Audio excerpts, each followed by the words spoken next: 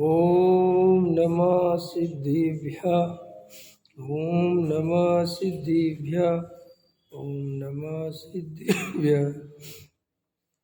मंगले में मंगले करन वीतराग विज्ञान नमो तार जाते भई अरयंतादि महान कर मंगल कर ओ महा ग्रंथ करन की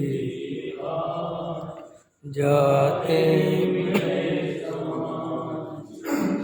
पावे निज पदरा इस भव धरु का मूले जानऊ मिथ्या भाव ताको कर निर्मूल अब करिए मोक्ष उपाय संतप्त मानस शांत जिनके गुणों के गान में वे वर्धमान मान जिन विचरे हमारे ध्यान।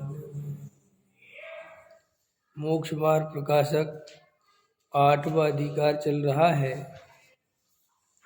शास्त्रों को समझने की क्या पद्धति है, वक्ता का अभिप्राय कैसे समझा जाए, शास्त्रों को पढ़कर भी जीव क्या भूल करता रहता है, ये सारी बात 7वें और 8वें अधिकार में टोडामल जी साहब ने बताई है। 7वां अधिकार और 8वां अधिकार हर उस व्यक्ति को पढ़ना चाहिए जिसे सच्चा मोक्ष मार्ग साधना हो। अगर कोई गहराई से 8वां अधिकार और 7वां अधिकार इन दोनों का अध्ययन करे तो उसको जो जिनागम पढ़कर जो भूल होती है वो सब निकल जाए। तो ये 8वां अधिकार जो भी चल रहा है बहुत इम्पोर्टेंट है, इसकी चर्चा समझने जैसी है कि कहाँ अपन गलती करते हैं। अभी यहाँ ये चर्चा चल रही है कि जब तुम्हारे अंदर पाप के परिणाम हैं, विकार है, और तुम बाहर में ऊंचा धर्म धारण करते हो, साधु बन जाते हो, ब्रह्मचारी त्यागी व्रती बन जाते हो, घर छोड़ देते हो, ख्याल में है ना। तो भाई गहराई से विचार करो कि भाई हमारे अंदर विकार है और अब हमें बाहर में सब छोड़ छाड़ के निकल जाएंगे तो फिर वहाँ तो कोई तुमने बाहर में साधन रखे नहीं और अंदर विकार होगा, तब क्या करोगे। इसलिए जब तक अंदर का विकार नहीं मिटे तो बाहर में व्रत लेना अच्छी बात नहीं है। व्रतों की बहुत प्रशंसा की गई है, व्रतों को बहुत बढ़िया बताया है, मुनि बनने के लिए ही मनुष्य पर्याय मिली है, ऐसी बातें शास्त्रों में प्रशंसा के अर्थ जगह जगह लिखी हैं। लेकिन कोई इन बातों को समझ के ही और उनकी प्रशंसा सुन के ही व्रत आदि धारण कर ले तो गारंटी से वो महान दोष उत्पन्न होगा। टोडामल जी साहब ने उदाहरण दिया है कि जैसे पाक आदि औषधियाँ बहुत पुष्टकारी होती हैं, समझ में आए। पाक आदि को आप बादाम का हलवा समझ लो, है ना, लेकिन वो आपको पचने की क्षमता तो होनी चाहिए। आज अगर आप पानी नहीं पचा पा रहे और वो खा लोगे तो मरोगे। तो ऐसे ही जब आप घर में नहीं रह पा रहे अभी शांति से, तो बाहर क्या रहोगे। यहाँ सब साधन है, यहीं तुम्हारी क्रिया में जरा सा कोई कह दे एक समय पे भोजन नहीं मिले तो तुम आर्त रोध ध्यान परिणाम में चले जाते हो। और जब पूरी तरह घर परिवार छोड़ के चले आओगे और अंदर कसाय मिटी नहीं तो समाज में तो आए दिन ऊंच नीच होता है। समाज में होता है कि नहीं होता है, क्या होता है समाज में है। या पंडित जी की रोटी नहीं बन पाई, हम नहीं बुला पाया, कोई नहीं उतना सम्मान दे पाया, तो अंदर ही अंदर बहुत कसाय उत्पन्न होती है। ख्याल में है कि नहीं है, बहुत कसाय होती है अंदर ही। और फिर वो कसाय चक्र में जो विश्वास नगर वाले अच्छे नहीं है, फलां जगह वाले अच्छे नहीं है, मुझे बुलाया नहीं, बड़ा कार्यक्रम कर लिया, अंदर ही अंदर कलशता रहता है, कलशता रहता है, कलशता रहता है। इसलिए जब तक अंदर विकार हो तब तक इसको नहीं करना, ठीक है ना। देखो अब और क्या कहते हैं, जैसे अपना अशुभ विकार भी नहीं छूटा, समझ में आया, माने शुभ की जोड़ा अभी अशुभ ही नहीं छूटा, और निर्विकल्प दशा को अंगीकार करे। अब ये निर्विकल्प दशा क्या है, माने मुनि धर्म अंगीकार करे। समझ में आया कि नहीं आया, तो उल्टा विकार बढ़ेगा। तथा भोजन आदि विषयों में आसक्त हो और आरंभ त्याग आदि धर्म को अंगीकार करे तो दोष ही उत्पन्न होगा। बोलो साहब, अब ये समझ में आया कि नहीं, कि आप भोजन में विषयों में आसक्त हो, बढ़िया बढ़िया भोजन चाहिए, और भोजन बनाना छोड़ दिया, माने घर छोड़ दिया, आरंभ छोड़ दिया। समझ आया, समरंभ समारंभ आरंभ मन बच तिन कीने प्रारंभ कृत कारत अनुमोदन करके क्रोध आदि चतुष्टय धर के। 108 प्रकार के पाप बताए हैं। समझ में आया कि नहीं आया, जिस 108 होते ना मुनिराज, 108 मुनिराज के आगे लगता है ना, तो 108 प्रकार के पापों का मुनिराज ने त्याग कर दिया। इसलिए इसको बोलो नहीं करे 108 पापों का त्याग कर दिया, इसलिए वो कहते के साथ त्याग हो गया है। तो वे समरंभ समारंभ आरंभ मन वचन काय से कीने प्रारंभ कृत कारत अनुमोदन करके और क्रोध आदि चतुष्टय धर के। तो 108 हो गए, 3 तरह का 9 9 3 27 और 27 चौके 108। तो ऐसे ही यहाँ कहते हैं कि भैया तुम अगर सब तुम्हारे अंदर कसा है और घर छोड़ के चले जाओगे तो समाज वाले तुम्हारे अनुसार नहीं चलेंगे, घर परिवार वाले तो सुन भी लेते हैं, समाज वालों को क्या लेना देना। इसलिए वर्तमान में बहुत सारे त्यागी वृत्ति भ्रष्ट हो जाते हैं। तो उसका कारण क्या है, फिर बाद में लोग कहते हैं, कह रहे ये तो साधु बन गए थे, ये तो त्याग व्रत ले लिया था, ये तो ब्रह्मचारी बन गए थे, और फिर ये तो बाद में पकड़े गए, ये तो एक स्त्री के साथ पकड़े गए, ये तो रात में खाते हुए पकड़े गए। ऐसे होते ना बहुत सारी चीज़ें। और ये अभी तो कई संत साधु जेल में भी हैं, कितने कुकृत्य उनके निकल के आए। माने आम पब्लिक जितना पाप नहीं करती उससे कई गुना पाप। समझ में आया कि नहीं है, कितने भयंकर पाप जेलों में डले हुए हैं। और जनता की अज्ञानता है, वो फिर भी नहीं समझती बिल्कुल भी, चाहे जिसको साधु मान लेती है। माने इतना तो अपन को देखो होश होना ही चाहिए। हम धर्म के नाम पर किसी को भी धर्मात्मा मान लें और किसी के भी चरणों में अपना सिर रख दें, तो भाई साहब ये बहुत बड़ा ज्ञान। अरे मैं स्वयं भगवान हूँ, मैं स्वयं भगवान हूँ, मेरे सर की कीमत उतनी ही है जितनी भगवान की कीमत है। समझ में, मैं अपना सर कहीं भी नहीं रख सकता, लेकिन हम अपने को इतना दीनहीन अनुभव करते हैं, चाहे जिसके सामने झुक जाते हैं, चाहे जिसको नमस्कार कर देते हैं। हमें यही नहीं पता कि त्यागी वृत्ति ब्रह्मचारी की कौन सी भूमिका में उनके पैर छूने चाहिए, कौन से नहीं छूने चाहिए। ब्रह्मचारी जी 40 साल के हैं और एक व्यक्ति 60 साल का है, उनके बाप की उम्र का है, वो पैर छू रहा है और वे आशीर्वाद दे रहे हैं। समझ में आया कि नहीं आया है। कल में एक चुटकुला पढ़ रहा था, एक दादा और एक पोता एक साधु महाराज के पास गए। तो दादा, वो साधु महाराज बोले उसके दादा से, पोते के दादा से बोले, आओ बच्चा, बैठो बच्चा। समझ में आया कि नहीं आया। तो बैठ गए वो। तो दादाजी ने अपने पोते से कहा कि पूछ लो तुम साधु महाराज से, कुछ पूछना हो तो। बोले ठीक है पूछता हूँ। बोले बोल बच्चा। समझ में आया क्या बोला वो पोता, बोल बच्चा मेरा एक प्रश्न जवाब देगा। उन्होंने कहा पागल है क्या, साधु महाराज से ऐसे बोलता है। तो बोले जब तू मेरे बाबा को, जो तेरे बाप की उम्र के हैं, उसे बच्चा बोल सकता है तो मैं तुझे बच्चा नहीं बोल सकता। ख्याल में है कि नहीं आया है। तो कौन से आधार पे ने बच्चा बोलता है, कौन सा पद है।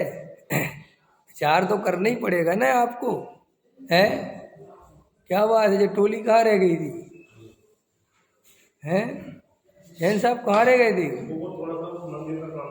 अच्छा अच्छा ठीक है, मैंने कहा कोई विशेष मीटिंग चल रही थी क्या।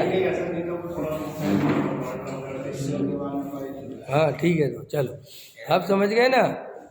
मैंने हमें ये बहुत गहराई से समझना चाहिए, अपने को बिल्कुल दीनहीन कमज़ोर नहीं समझना चाहिए। देखो भाई, जैन शासन में वीतरागता की भक्ति है, पंच परमेष्टि की भक्ति है, पंच परमेष्टि ही बंधन योग्य हैं। बाकी के जो ब्रह्मचारी नीचे के लोग बंधन योग्य नहीं है, ये तो अभी रागी है, अभी तो उनके सराग संयम है। समझ में आया? अभी तो जो गृहस्थ ही हैं, भले ही वो बिना ही सोचे समझे गृहस्थपना छोड़ दिया है, लेकिन वो भी भूमि का उस रूप नहीं है कि हमको उनको मुनिराज जैसा नमस्कार करें। समझ में आया? लेकिन अपन को तो क्या है, बस नमस्कार करना है, किसी को गुरु महाराज मानना है, किसी के चरणों में, क्योंकि अपन को झुके बिना चैन ही नहीं पड़ती। अपन को ऐसा लगता है कोई ना कोई तो अपना बाप बना ही लो। समझ में आया कि नहीं आया है? क्यों बनाना? तुम स्वयं में परिपूर्ण नहीं हो क्या?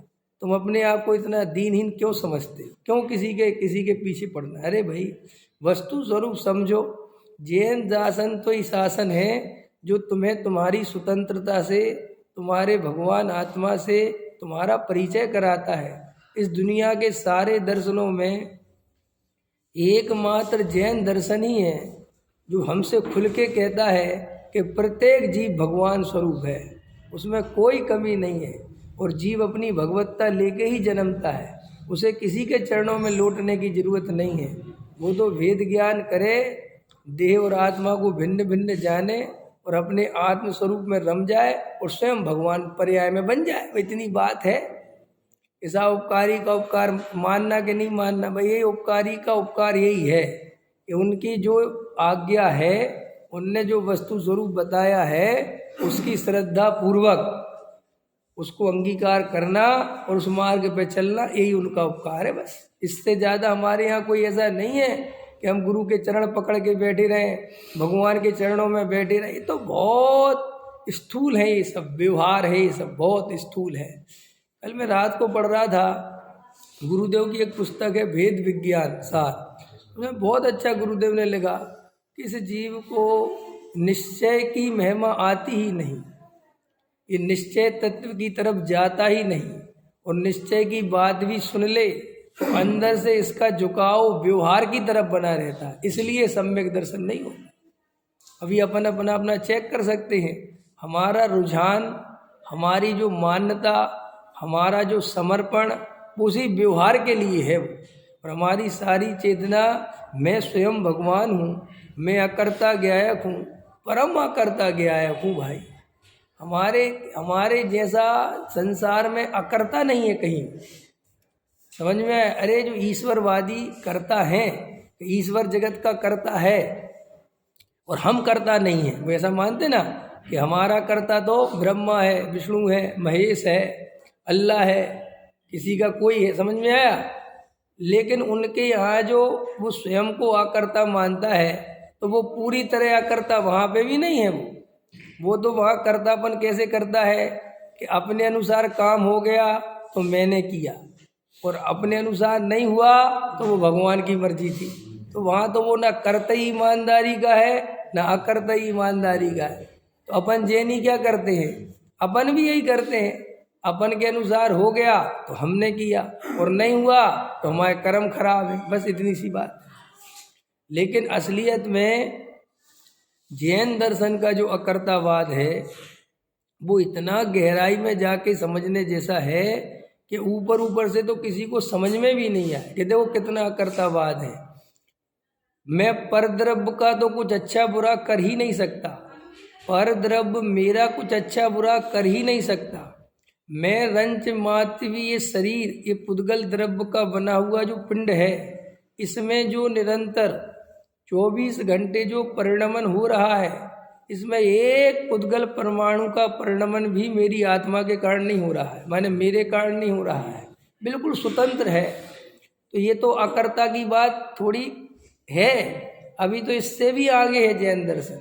वो कहता है पर में तो कुछ कर ही नहीं सकते, अपने ही अंदर उत्पन्न होने वाली आत्मा की पर्यायों में आत्मा कुछ नहीं कर सकता। जिस समय जो पर्याय आनी है वो आएगी। कल कोई एक भाई प्रश्न पूछ रहा था कि हमारे यहाँ परिणामों का भी जीव अकर्ता है, ये क्यों कहा?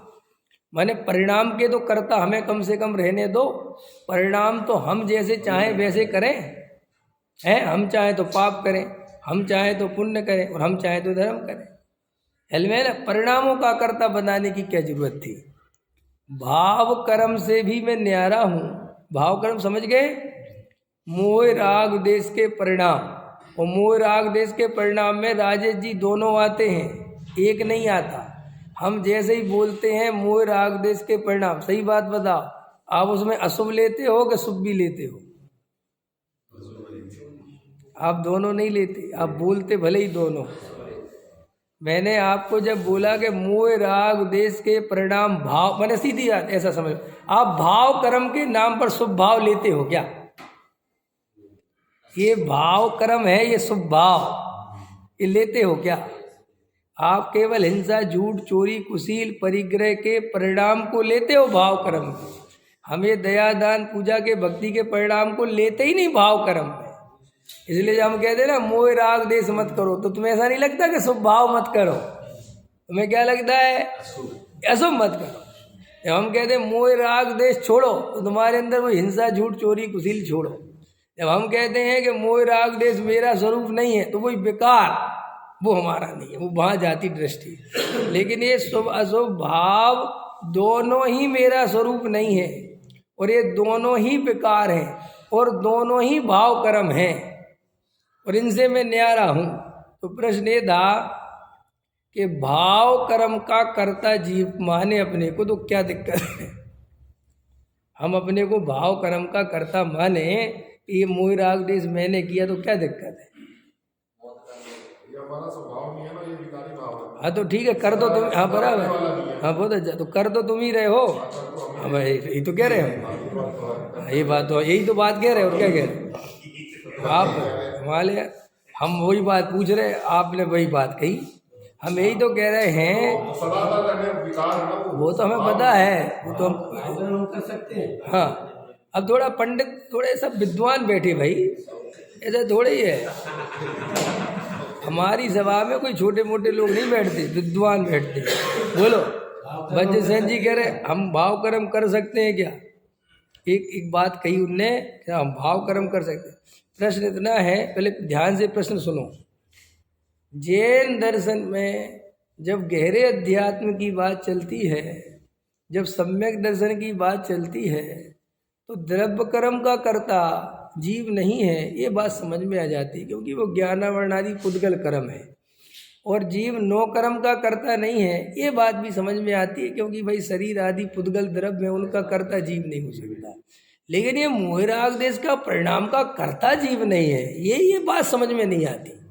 ये तो जीव ही करता है भाई, ये तो आत्मा का विकार है, और विकार रूप परिणाम आत्मा करता है, तो इसका कर्ता जीव नहीं है, ये बात क्यों कही? मैं तो ये प्रश्न पूछ रहा हूँ आपसे, ये प्रश्न मुझसे किसी ने पूछा है, तो मैंने कहा इसका जवाब तुम्हारे श्रोता ही दे देंगे, मैंने कौन से पूछ के बता दूंगा।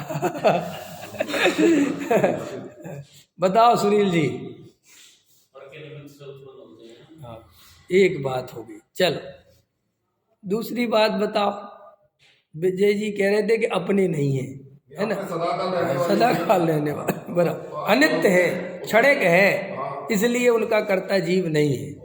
हाँ, उस अपेक्षा, बराबर, देखो बराबर, ठीक, बस ठीक है।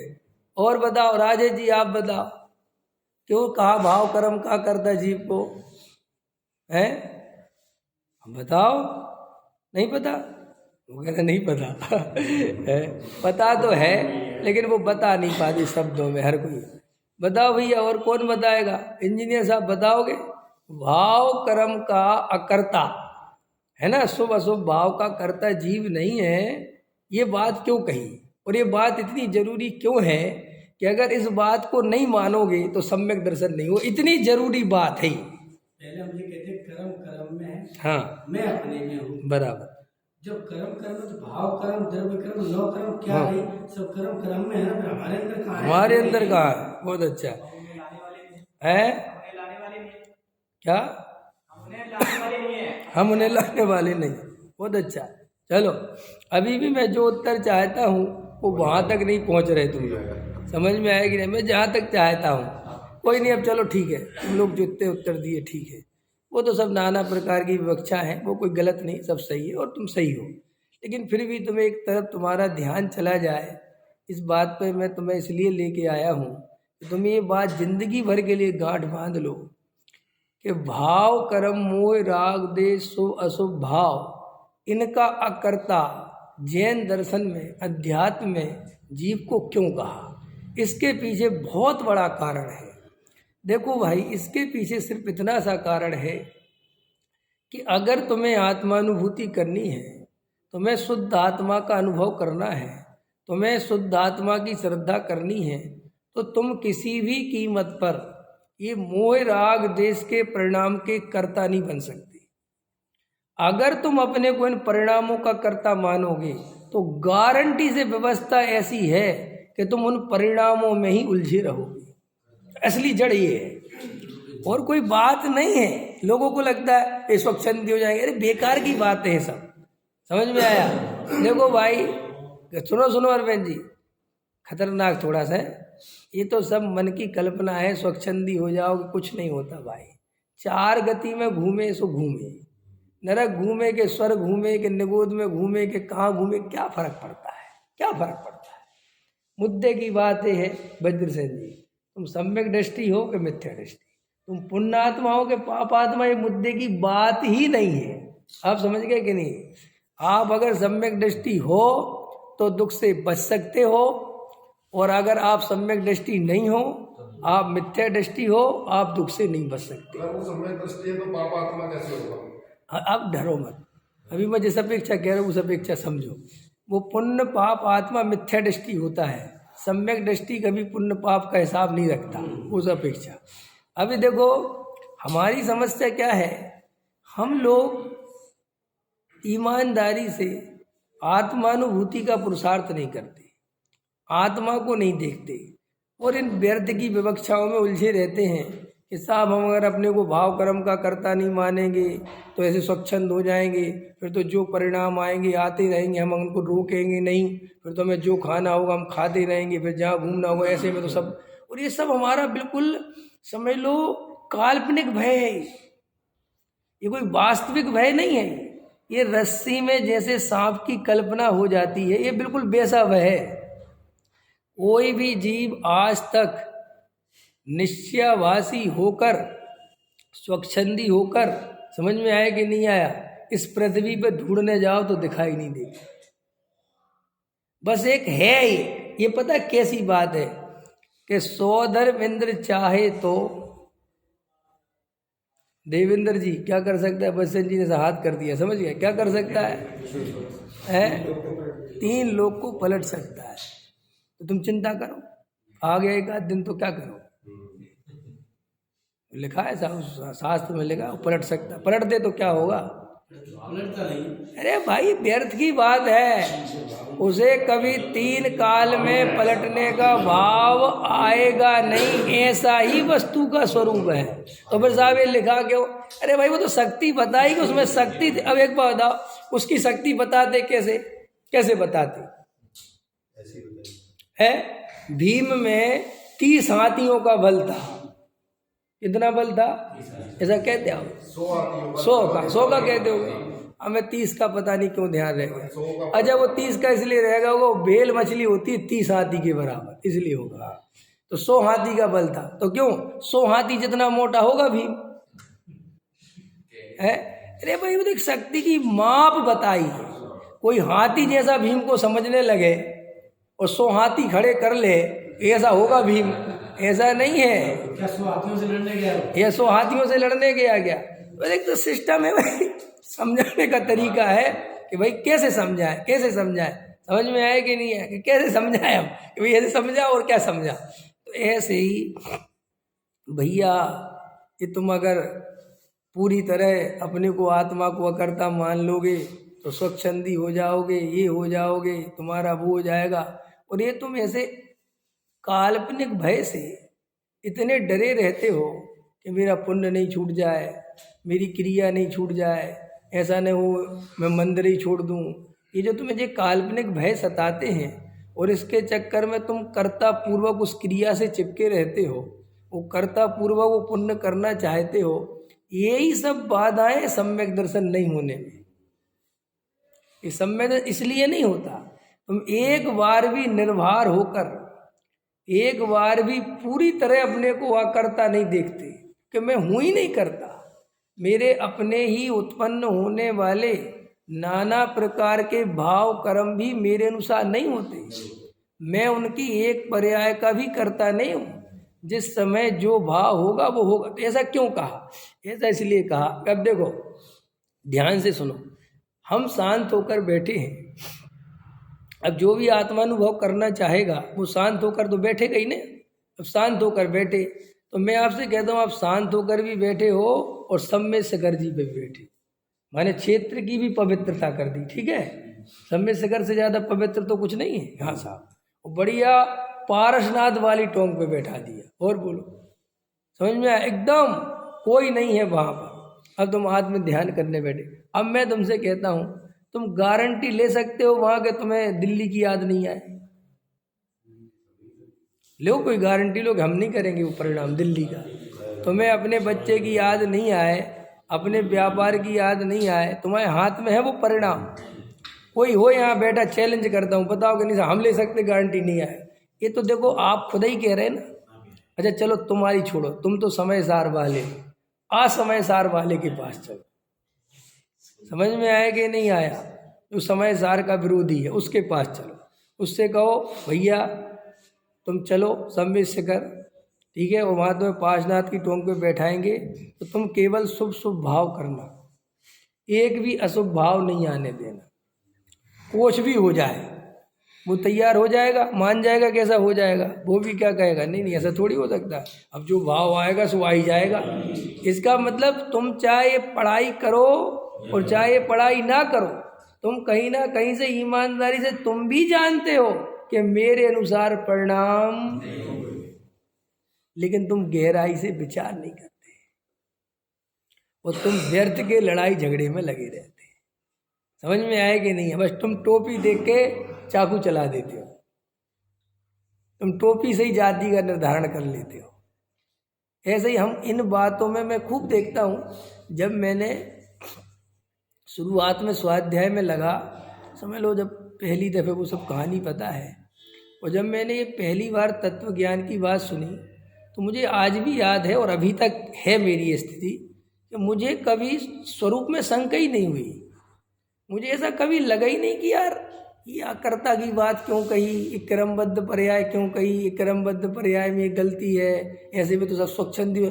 मुझे सच बता रहा हूँ 20 साल हो गए, अब 21 होने, मुझे कभी विकल्प ही नहीं आया ऐसा। और कई बच्चे पढ़ते थे, हम विद्या, सबको शंका होती थी यार सब कुछ निश्चित है। मुझे लगता था नहीं सही है, सच में कोई कुछ नहीं करता। हकीकत यही है, अपन एक परिणाम भी अपनी इच्छा के अनुसार नहीं कर सकते। मैं ये डिसाइड नहीं कर सकता कि मैं दोपहर में 2 बजे कौन सा परिणाम करूँगा। बताओ आप में से हो कोई तो बताओ। जब तुम अपना परिणाम डिसाइड नहीं कर सकते तो तुम दुनिया के कार्य कैसे डिसाइड कर सकते? लेकिन अपन तो करते हैं। समझ में आया?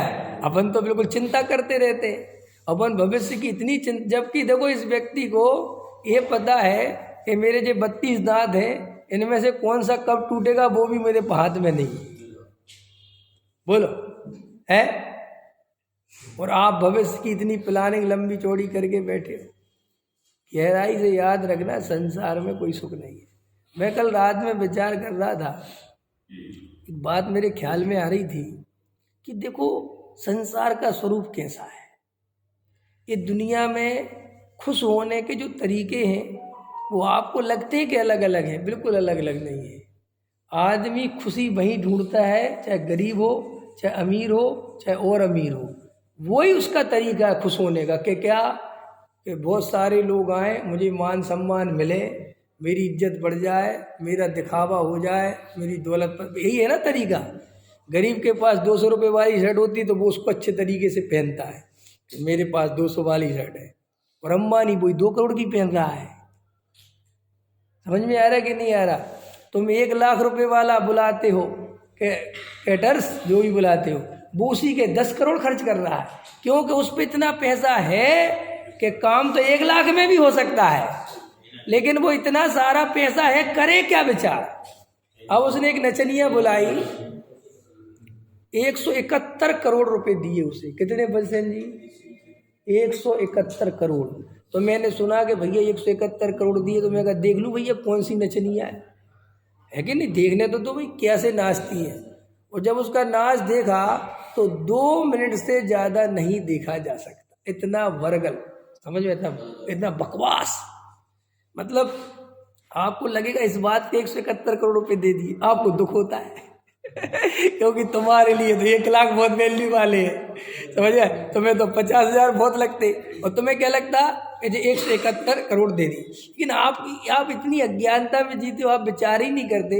उसके पास 5 लाख करोड़ की नेट वर्थ है। कितने वर्थ है? 5 लाख करोड़ की। उसकी साल की आमदनी है, जो साल की मैंने पढ़ी थी, भूल गया, पहले पढ़ते थे कितने करोड़ है, मैं भूल गया। अब उसके लिए वे 171 करोड़ 171 रुपए जैसे है। समझ में आया कि नहीं आया? 1 मिनट के 2.5 करोड़ है। हाँ, 1 मिनट का 2.5 करोड़। देखो अरुण जी को पता है 1 मिनट का 2.5 करोड़ लेती है, और उसने तो लंबा बुला रखा, तो जितना परफॉर्मेंस 171 करोड़ लेगा इतना। अब मेरा कोई लोग कहते कि अच्छे मूर्ख है लोग, अच्छे भैया मूर्ख नहीं है, ये संसारी जीव करे क्या विचार, क्या करे बताओ, क्या करे बोलो। वो सुख के लिए क्या करे भाई। अब उसमें बहुत पैसा है तो वो सोचता है कि देखो बड़े आदमी छोटे आदमी में क्या अंतर है। तुम जाते हो जिसके पास बहुत पैसा है तो वो कहता सबसे महंगा वाला कपड़ा दिखाओ, वो अच्छा वाला नहीं बोलता, सबसे महंगा। क्यों? कि भाई इतना पैसा हम करें क्या इसका।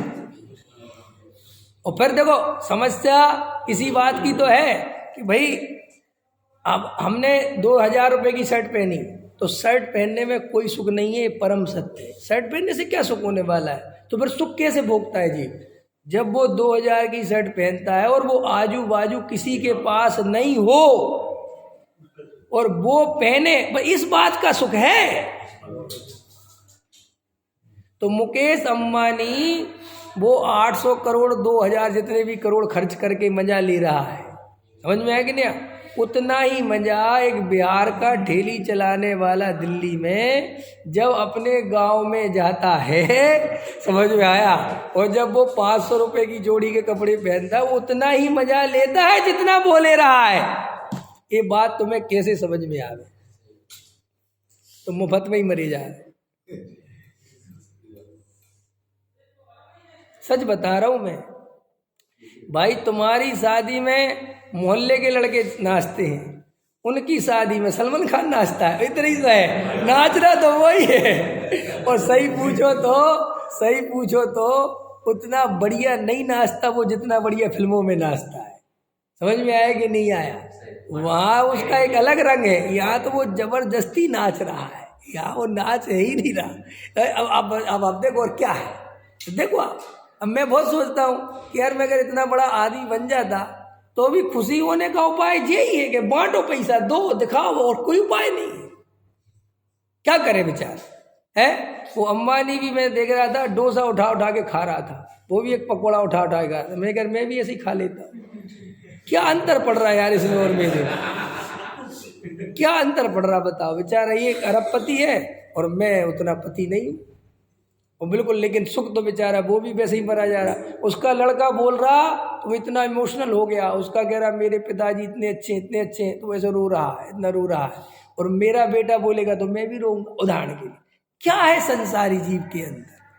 लेकिन सुनो, अगर असली अंतर खोजना हो तो अपनी आत्मा की तरफ जाओ, अपने स्वरूप को देखो, सम्यक दर्शन प्राप्त करो, फिर तुम्हें समझ में आ जाएगा कि मुकेश अंबानी के पास कुछ नहीं है और मेरे पास सब कुछ है। ये तब आएगा समझ में। अभी तुम्हें जो उल्टा लगता है कि उसके पास सब कुछ है, मेरे पास तो कुछ भी नहीं। मैं देखो, जब मेरा फेयरवेल था, इंजीनियर साहब, जब मैं पढ़ता था स्मारक में और हमारा लास्ट ईयर था और फेयरवेल होता है, विदाई समारोह, अभी अपने यहाँ पे भी होगा, तो मैं एक बात बोला था, सब बच्चों के लिए बोलना पड़ता है सीनियरों को कि अपने जूनियरों के लिए कुछ शिक्षा दे के जाओ।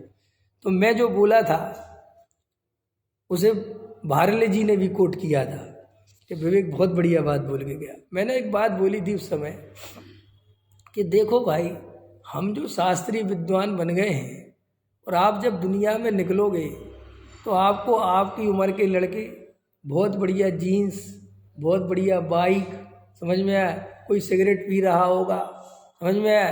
कोई लड़की घुमा रहा होगा और तुम मंदिर में बैठ के प्रवचन कर रहे होगे, उम्र तुम्हारी एक सी होगी, तो तुम कभी ये भाव मत लाना कि यार काश में ऐसा होता, मैं किस घड़ी में शास्त्री बन गया। समझ में आया कि नहीं आया? उल्टा ये सोचना कि इसके जैसा बनना तो सेकंड का काम है। समझ में आया? कितने का काम है? लेकिन मेरे जैसा बनने के लिए से 2 जन्म लेने पड़ेंगे तो भी नहीं बन पाएगा। इसलिए महान हूं मैं।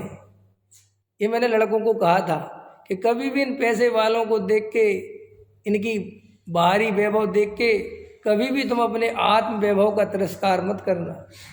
मुझे जो आत्म वैभव मिला है, जो मुझे अध्यात्म की विद्या मिली है, जो मुझे मोक्ष मार्ग की कला मिली है, इन इंजीनियरों डॉक्टरों के पास कहाँ है? बेचारों के पास। ये तो अपनी कला बेच बेच के पैसे के ढेर लगाते हैं। वो क्या करते हो? एक दिन मर जाएंगे। इनकी कला कोई काम की है? इस कला को तुम कला कहते हो कि बेचारा खुद जो है, क्यों यहाँ कोई डंगवाल का भगत बैठा है, जानता है डंगवाल है जी? तुम जानते हो? हाँ। क्या हालत है उस बेचारे? हाँ, डॉक्टर डंगवाल क्या हालत है? रात के 1-1 बजे तक पेशेंटों को देखता है, सुबह 5 बजे उठ जाता है, केवल 4 घंटे सोता है। उसने यहाँ पर संपत्तियों के ढेर लगा दिए। हिमाचल का रहने वाला है वो, और ऐसा भूत चढ़ा हुआ है उसे पैसा कमाने का।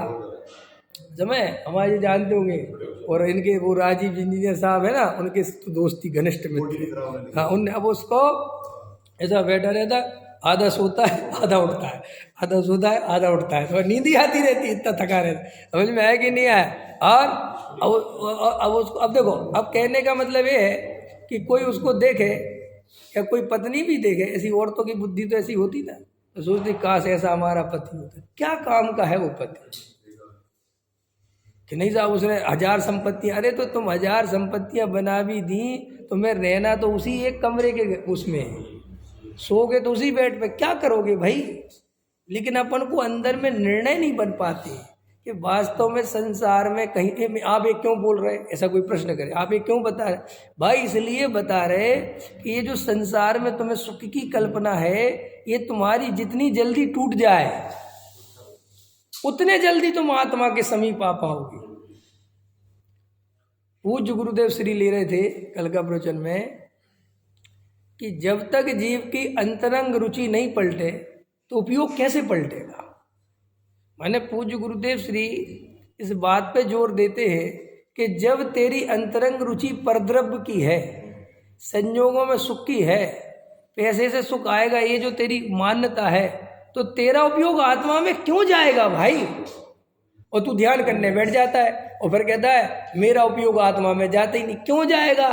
क्योंकि उपयोग का एक नियम है कि उपयोग का भी उपयोग, क्या उपयोग का भी उपयोग वहीं जाएगा जहां तेरी गहरी रुचि होगी।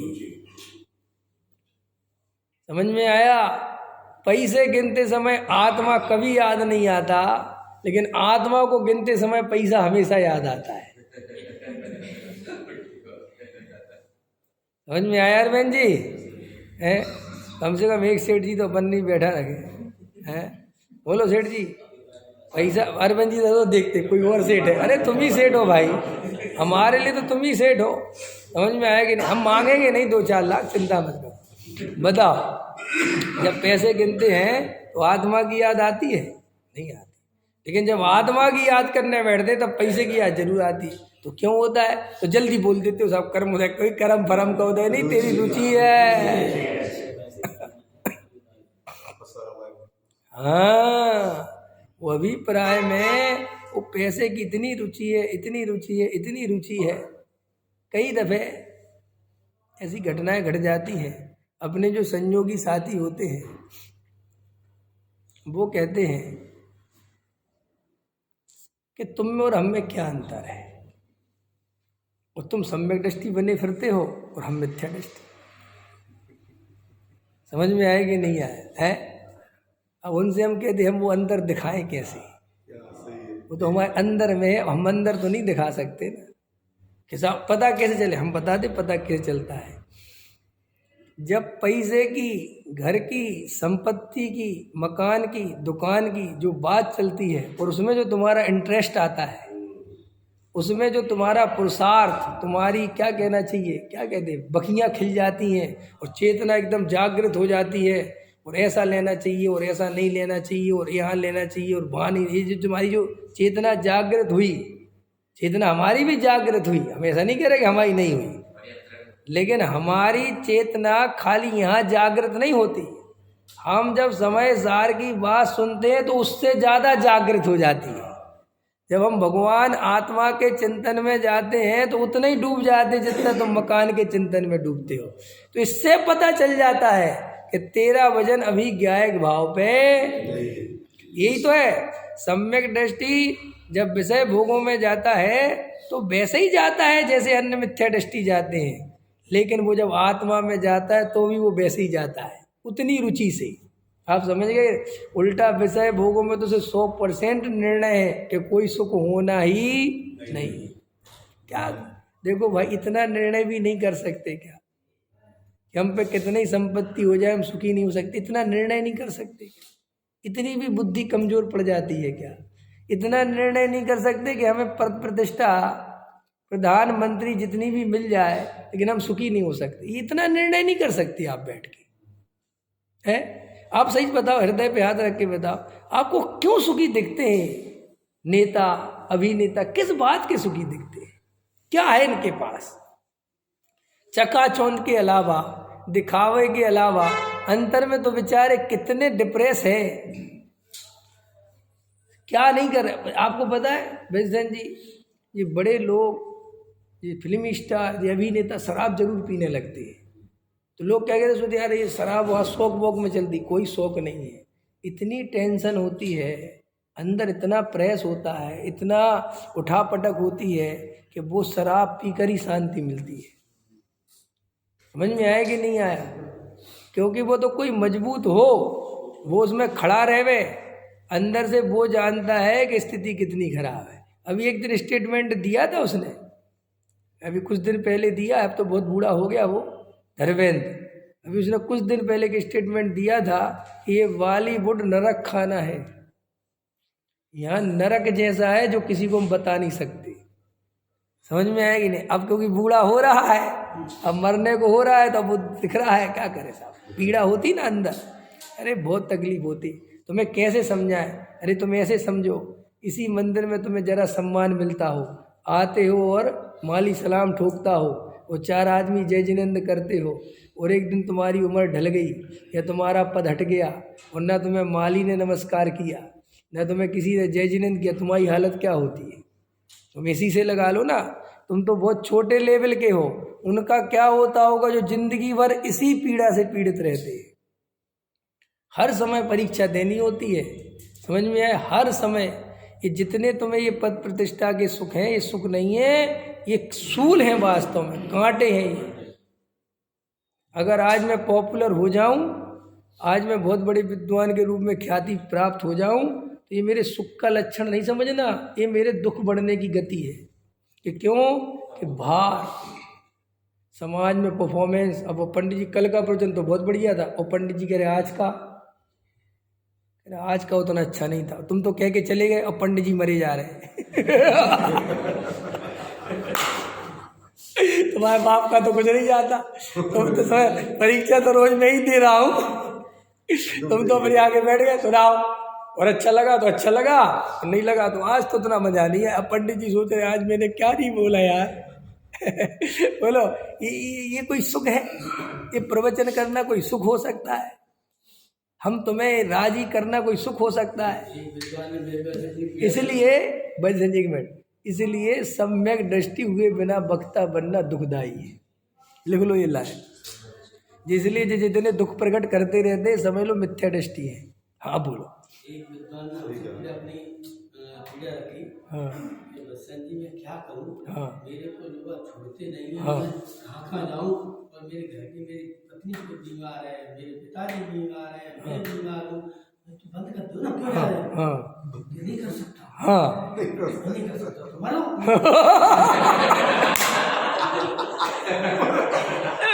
वहाँ पंचर से जी कमाल मिली।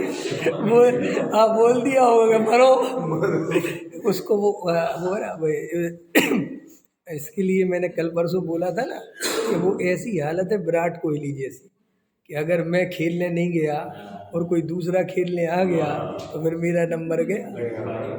समझ में आया कि नहीं आया? और क्या, ये गद्दी की चिंता भी प्राइम मिनिस्टर की चिंता से कम नहीं है। कभी कभी तो दिनेश जी ऐसा होता है, कई श्रोता, अब तो जमाने ठीक है, अभी नहीं ऐसे आते थे, ऐसे तक बातें करते कि आप आ जाया करो ना, गद्दी चली जाएगी। उनके प्रोजेक्ट ज़्यादा चलने लगे हैं, समझ में आया? तुम्हारे वैसे ही 2-4 बैठते और तुम आओगे नहीं तो खत्म हो जाएगा मामला। और पंडित जी मरे जा रहे, आ रहा हूँ।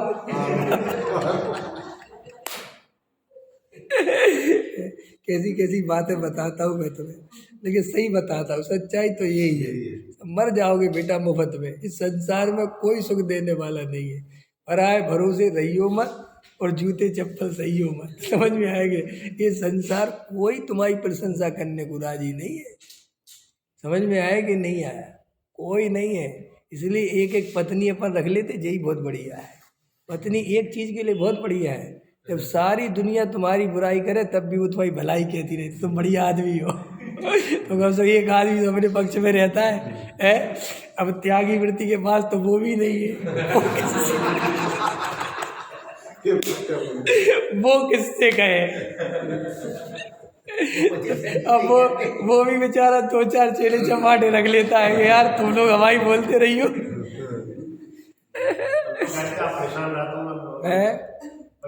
जैन साहब, तुम्हें हमारी लड़ाई कराने का बहुत मजा है भैया, कोई बात नहीं।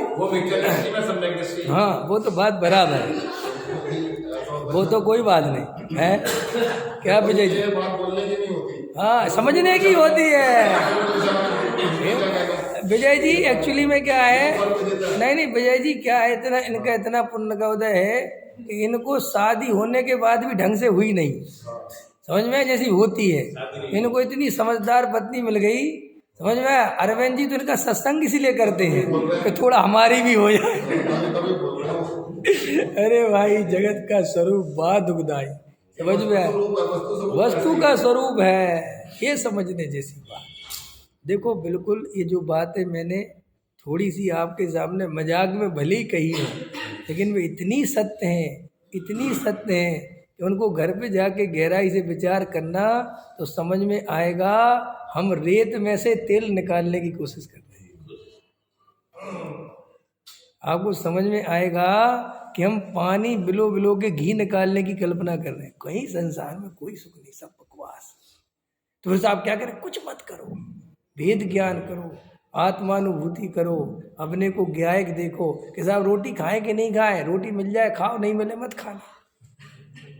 समझ में आया कि नहीं? मिल रही तो खाओ शांति से। सब घर बनाए कि नहीं, सहजता से बन जाए बना लो, लेकिन आत्मा को छोड़कर घर अकेला कभी मत बनाना। समझ में आया? बच्चों की शादी करे खूब करो, लेकिन भेद ज्ञान मत छोड़ो। मेरे से तो कोई पूछता है कि हमें क्या करना चाहिए, तो भैया भेद ज्ञान करना चाहिए कि साहब रोटी खाने के करना चाहिए कि छोड़ के करना चाहिए। दोनों टाइम करना चाहिए। छोड़ के हो तो छोड़ के करो, खा के हो तो खा के करो। भेद ज्ञान मस्ट है। रोटी खाना नहीं खाना से हमें कोई मतलब नहीं है। मंदिर आए कि नहीं आए, आके करो चाहे मत आके करो, भेद ज्ञान करो बस। अपने को भाई साहब शरीर रूप देखना महामिथ्यात्व है। अपने को शरीर का कर्ता धर्ता मानना असली पाप ये है। ये व्यवहार की दृष्टि पूरी तरह छोड़ दो, पूरी तरह। इतनी सी भी व्यवहार की दृष्टि तुम्हारे अंदर रहनी नहीं चाहिए। पुण्य में उपादेय बुद्धि बिल्कुल नहीं होनी चाहिए, रंच मात्र नहीं होना चाहिए। समाज में, संयोगों में, पद में, प्रतिष्ठा में, धन में, मकान में, दुकान में कभी भी सुख की कल्पना नहीं होना चाहिए। सिर्फ ये समझना चाहिए कि मैं अपने स्वरूप में नहीं रम पाता हूँ, इसलिए रोटी कपड़े मकान की आवश्यकता है, बाकी इसमें सुख तो कभी होने वाला है नहीं। और पैसों के ढेर लग जाएं तो भी सुख के कारण नहीं है, क्योंकि ये पर्याय ही थोड़े काल की है। क्या अरविंद जी नहीं समझ में आया? ये पर्याय और पंचम काल का तो पुण्य ऐसा है कि जब बादाम पचती थी तो तब बादाम मिलती नहीं थी, और जब बादाम मिलती है और कब पचती नहीं। सो अब दूसरों को खिलाते हो, आओ पंडित जी बादाम खाओ, कि तुम तो ले लो, कि नहीं मैं नहीं खा सकता, दांत नहीं है। बोलो ऐसा ही नहीं है संसार, बोलो ऐसा ही है कि नहीं? क्या जब संसार का स्वरूप ही दुख रूप है तो उसमें सुख खोजना ही क्यों? बोलो जब नमक का स्वभाव ही खारापन है तो उसमें मीठापन खोजना ही क्यों? जब हमने पहले कह दिया ये नमक है, उसमें कोई मूर्ख है कि उसमें मीठापन खोजेगा? लेकिन अपन वही तो करते। संसार में सुख है नहीं, सर्वज्ञ देव ने बताया, जिनेन्द्र देव की वाणी में आया, मुनिराय ने बताया, ज्ञानियों ने बताया, लेकिन हमें उन पे विश्वास नहीं है। हमें मूर्खों पे विश्वास है जो खुद सुखी नहीं है। हम तो आपको डॉक्टर इंजीनियर का बता रहे थे, क्या सुख है उन विचारों में? मेरे हिसाब से तो कोई सुख नहीं है। देखो सच बताना हृदय पे हाथ रख के, एक आदमी 10 करोड़ रुपए की गाड़ी में बैठा हो, कितने रुपए की गाड़ी में? 10 करोड़ की। देखना बस स्टैंड है, आप चलो गाड़ी को छोड़ दो, आप 3rd AC में जाओ, 1st AC में जाओ और 2nd AC में जाओ, समझ में आया कि नहीं आया? तो आप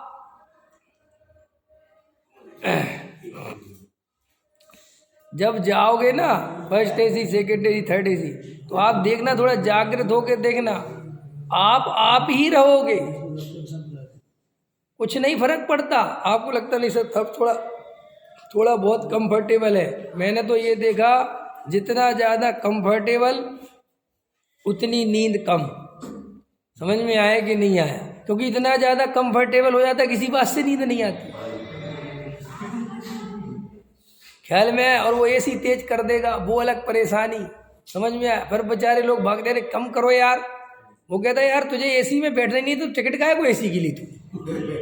मेरा तो काम है, मैं तो तेज करूंगा। उसे भी बड़ा मजा आता तेज करने में, क्योंकि वो भी क्लसता रहता है। वो कहता ओढ़ लो, ओढ़ो ओढ़ो कंबल। समझ में आया कि नहीं? ओढ़ो कंबल, ओढ़ो बेटा। समझ में आया कि नहीं? अरे बड़ा विचित्र है संसार का स्वरूप। ये तो पुण्य का वैभव है। एक तरफ कंबल ओढ़े और एक तरफ AC चला दे, मुफ्त में नरक जाएगा बेचारा। अनर्थ दंड का पाप है ना ये।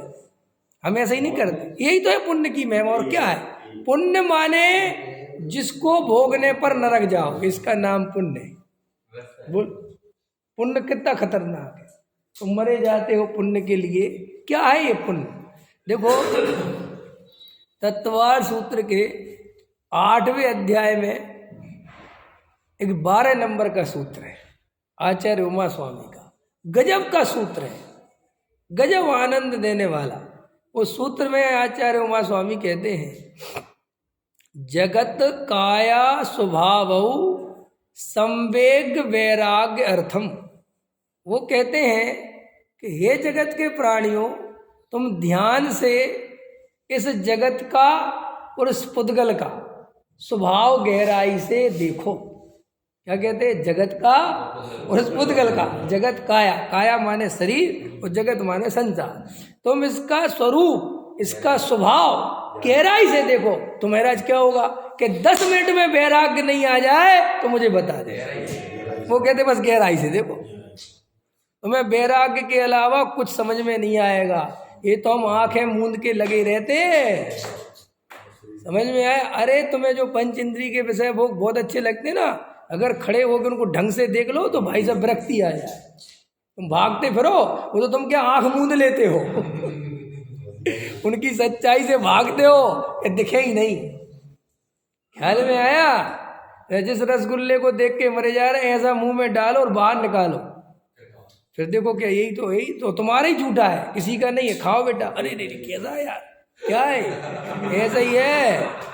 समझ में आया? ऐसा ही है। बढ़िया कोट पैंट पहनो, अच्छी गर्मी चलती है, और फिर उसको उतारो और उसको सूंघो, तो क्या हो रहा है? यही है तेरे शरीर का स्वरूप। समझ में आया? तू तो ये छुपा लेता है असली स्वरूप, और ये ऊपर से परफ्यूम डाल लेते हैं लोग। क्यों? और आजकल तो और इतनी दुनिया खतरनाक हो रही, 3 दिन नहाते नहीं और परफ्यूम लगा के घूमते रहते। वो भी नहाने वाले से ज़्यादा खुशबू मारते। देखे तुमने आजकल? नहीं पता आपको? ये बड़े बड़े आदमी, ये पैसे वाले लड़के नहाते ही नहीं है, ये उठे सीधे, नहीं समझे? और एक ऐसा उनने, अब आजकल ऐसे केमिकल बन गए, उठे हुए, समझ में आया? और ऐसा उनने वो जेल लिया हाथ में और ऐसा ऐसा लगाया, बाल एकदम सेट। देखो अरुण जी को सब पता है, ये दिल्ली वालों को सब पता है, अपन को कुछ नहीं पता। और ये सेट करे और ऐसा परफ्यूम लगाया और कपड़े निकाले, पहन के चले गए। वो भाई साहब एक बेचारा नहा धो के शुद्ध, समझ में आया? वो खड़ा है, वो लग रहा अशुद्ध और वो लग रहा शुद्ध। ये पंचम काल की महिमा, समझ में आएगी? अंग्रेज नहाते नहीं है, समझ? बड़े सूगले शरीर होते इनके, और उस सूगले शरीर को चाटते रहते हैं, समझ में आया कि नहीं है? मरे जाते लोग, पगलाते रहते। वे भंजन नहीं करते, वे क्या करते हैं कि मुंह से बदबू नहीं आए तो माउथ फ्रेश, काम खत्म। मंजन का झंझट ही नहीं, बस तुम्हें पता नहीं चलना चाहिए कि अंदर बदबू है, तुम्हें अंदर से खुशबू दिखनी चाहिए और खत्म। ये संसार, बोलो ऐसे संसार का स्वरूप नहीं। तुम्हें गंदगी को ढकते हो तो क्या गंदगी खत्म हो जाती है? भाई संसार की जो क्षण भंगुरता है वो तो वैसी ही है। संसार में जो महा दुख है, वहाँ वो दुख मिटता तो समंत भते, उमा स्वामी आचार्य कहते हैं कि अगर तुम गहराई से इस जगत का और इस काया का स्वभाव विचार करो, इसके समीप जाकर देखो, तो तुम्हें संवेग और वैराग्य प्रकट ना हो जाए तो हमें बताना। तो हम सब गहराई से वस्तु स्वरूप का विचार, आज भी एक शब्द पढ़ा कि नहीं पढ़ा? पढ़ ही नहीं पाए, कोई बात नहीं, समझ में आया? तो कल पढ़ेंगे, ठीक है कि नहीं? लेकिन अपने को जब तक अंदर विकार हो तो टोडामल जी कह रहे हैं कि व्रतशील संयम धारण नहीं करने चाहिए। सहजानंदी